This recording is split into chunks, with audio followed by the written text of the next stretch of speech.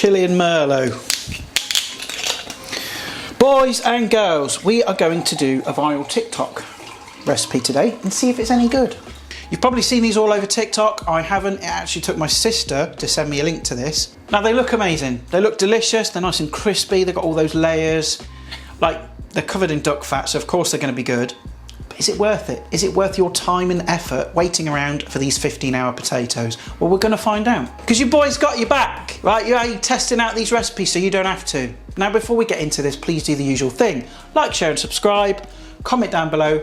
And also, I forgot to kind of put in my last cooking video for our Chris the Butcher, the ingredients for all my recipes are always put in the description below. So if you go below the video, there's like a, I think it says on a computer, show more, and there's like a drop down and you can see the ingredients there. I think on the phone, it's got like a little triangular tab. You click that and you can see all the ingredients. So anyone asking for ingredients, they're always in the description. Right, so we're going to test out this viral TikTok recipe, see if it's any good. Is it cracking or is it shite? Now there's a lot of things you need to do the night before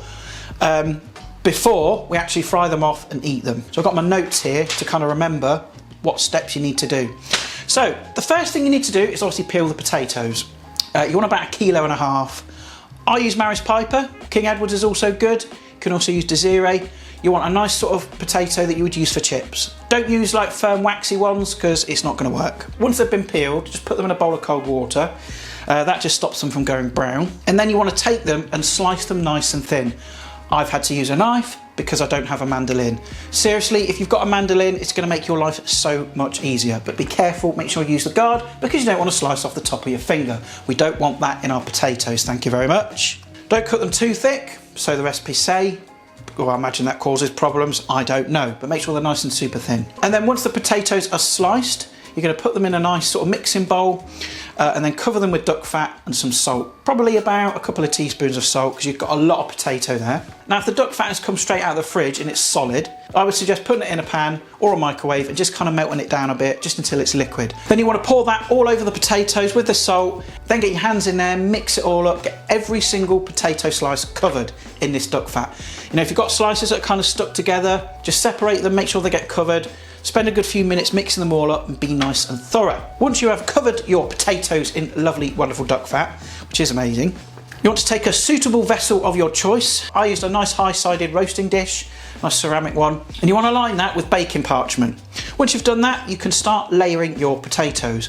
So what you want to do is start with a nice layer all the way across, and then just on top of each layer, just sprinkle over a tiny bit of corn flour. I picked this up from another channel. I watched a few videos on YouTube about this recipe.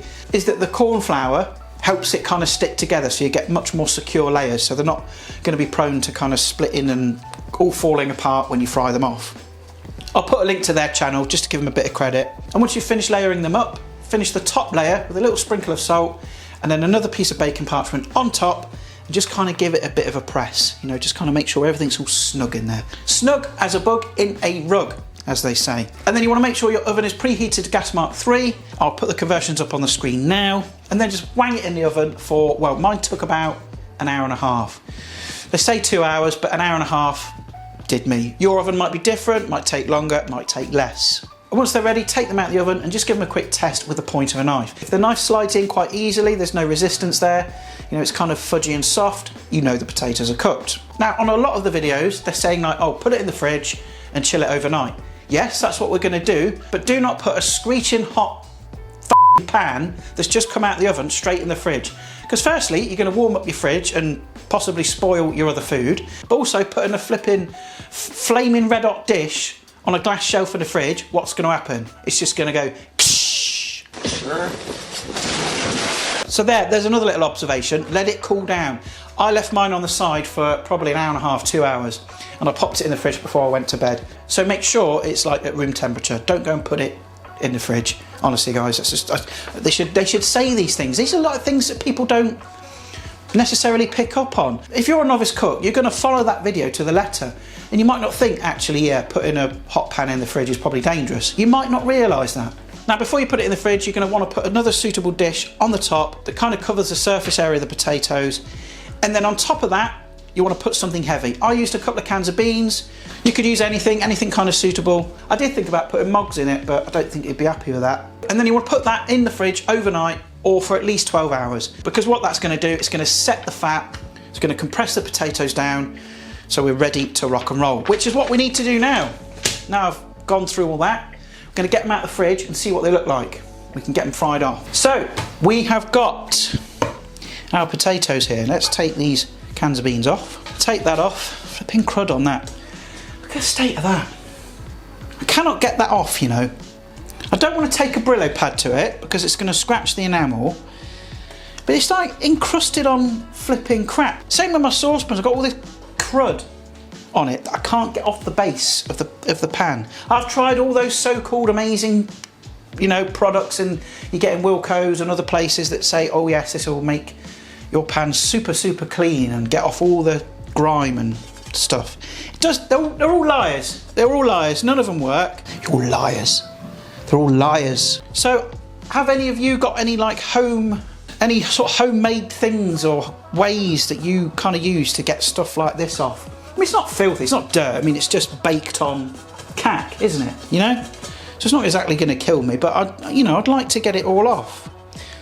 So yeah, someone help me. Someone that's actually got their life together and knows what they're doing. Anyway, right, let's get these potatoes out. And this is why you line it with baking parchment, because it makes it easy so you can lift it out. And it should, if this has been done right, come out in one solid block. Oh. Yes. There is our potatoes. So I think what we'll do, I think we're going to kind of just get a knife, trim it up, neaten it up, and we'll cut it into like little blocks. And we'll fry some. Okay, so what I'm going to do is just kind of trim off the edges a bit. Just kind of neatens it up, I guess. Then what I'm going to do is just kind of cut them into little blocks. I hope this works, because I'm actually quite worried they're going to fall apart. That's what Emmy from Emmy Made in Japan, she did the same thing. She was worried that they were going to fall apart. They didn't fall apart, which I was a little bit worried that might happen, but they didn't. Well, I guess we'll find out. I guess we'll see. So then what I'm going to do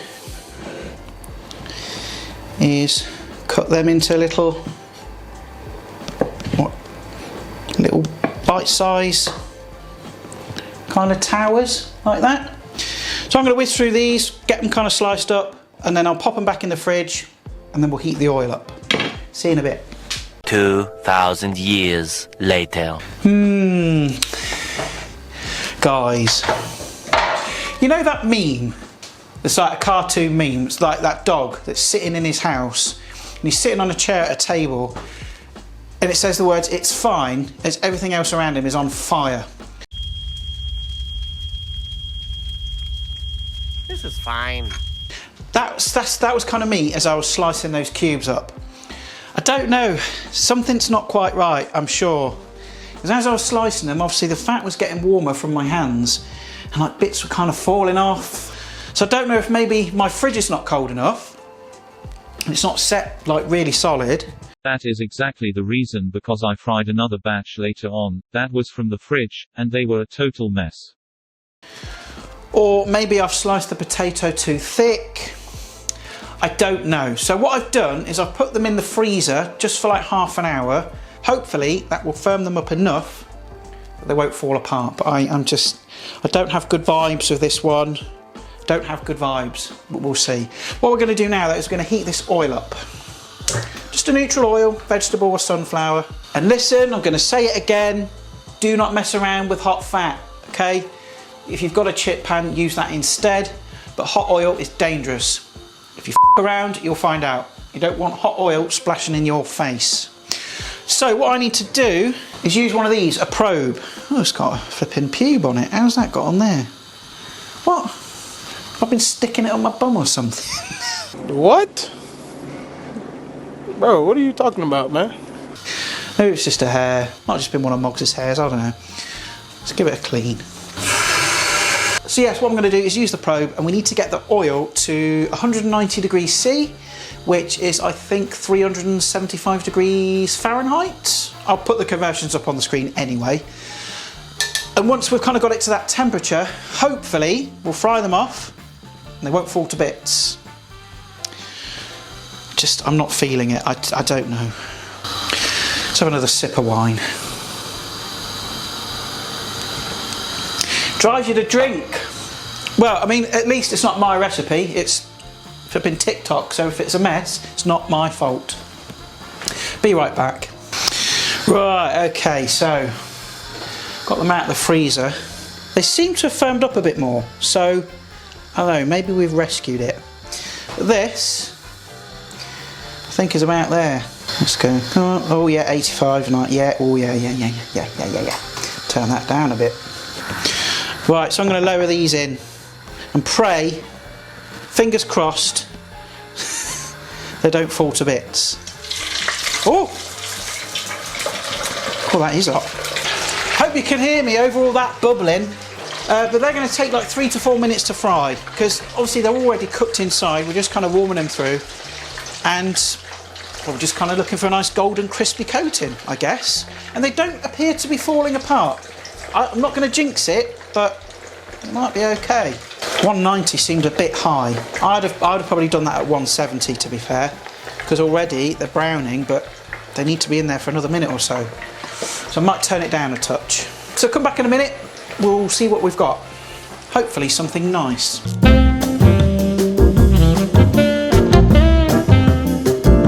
Well, good news, boys and girls. They've stayed together. Look at that. Little crispy, tasty things.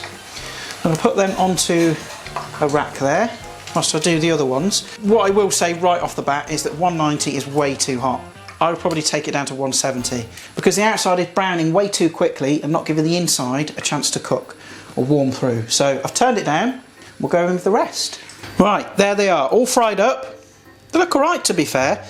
Have had a few minor casualties. Some of the layers have fallen off, as you can see, and gone through there.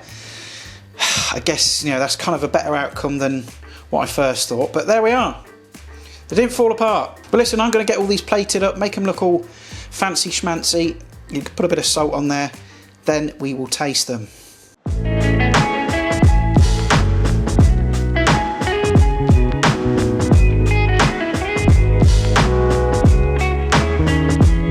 Tell you what, those flipping hot. Have to fry all them off. Right, let's give them a go. They've stayed together, which is brilliant, but obviously more importantly, how do they taste? So there we have it. There's one of those crispy layered potato thingies that went viral on TikTok. Will it go viral in my mouth? That doesn't sound right. Anyway, let's dive in. I mean, they're good, don't get me wrong. They are very tasty, but I think it just seems a bit gimmicky.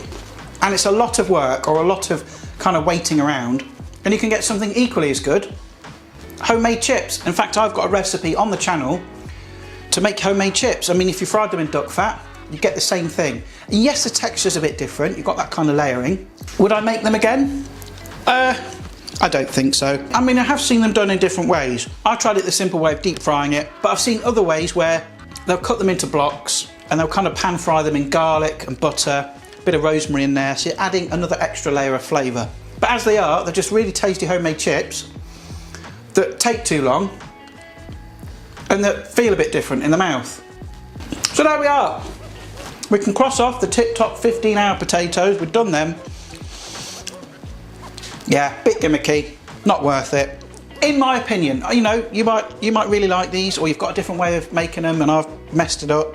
But this is why I like doing these, because I can kind of test things out and actually give my honest opinion, which then kind of gives you guys the tools to see if you want to do it yourself. But listen, I'm going to crack off and finish the rest of this bottle of wine, because it's been a stressful week at work. But also leave a comment down below. Let me know if there's any other viral recipes that you want me to try, test out, see if it's any good. So I'm going to love and leave you. Please do the usual thing, like, share and subscribe. I'll see your gorgeous faces in the next video, and bye for now. Bye.